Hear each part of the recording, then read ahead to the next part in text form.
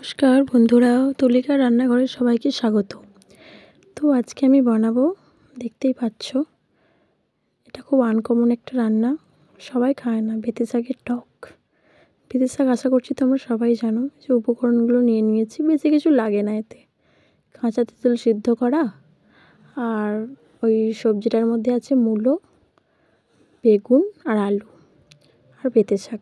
এই যে কড়ার মধ্যে তেল দিয়ে দিয়েছি, সামান্য তেল, টক তো তেলটা কমই লাগে। তেলের মধ্যে সবজিগুলো কেটে রাখা ছিল, ছোটো ছোটো করে কুচিয়ে নিতে হবে এরকম, দিয়ে অল্প করে নুন দিয়ে সবজিগুলোকে ভাজা ভাজা করে নেব।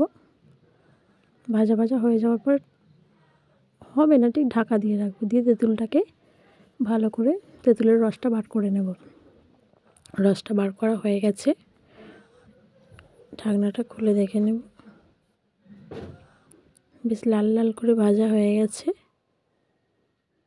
এর মধ্যে আমি একটু হলুদ দিয়ে দেব, দিয়ে বেশ কিছুক্ষণ নাড়াচাড়া করতে হবে।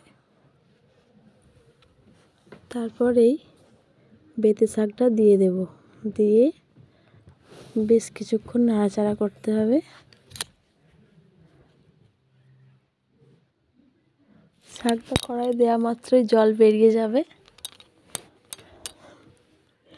তারপরে অল্প করে জল দিয়ে দেব, দিয়ে চাপা দিয়ে দেব। চাপাটা খুলে কিছুক্ষণ পরে দেখব সিদ্ধ হয়ে গেছে। টক জলটা দিয়ে দিলাম। টক জলটা আগে দিলে কিন্তু আলুটা সেদ্ধ হবে না, টক জলটা সেদ্ধ হওয়ার পরেই দিতে হবে, আলুটা সেদ্ধ হওয়ার পরে। দিয়ে কাঁটা দিয়ে ভালোভাবে ঘেঁটে দেব, কেন শাকের টক তো একটু অন্যরকমই।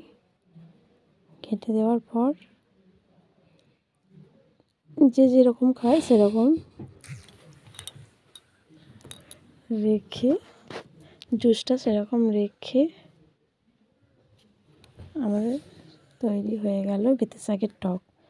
তো বন্ধুরা, আর দেরি নয়, শীতকালের সিজনে বেঁতে শাক পাওয়া যায়, তোমরা ট্রাই করে নাও। বাই।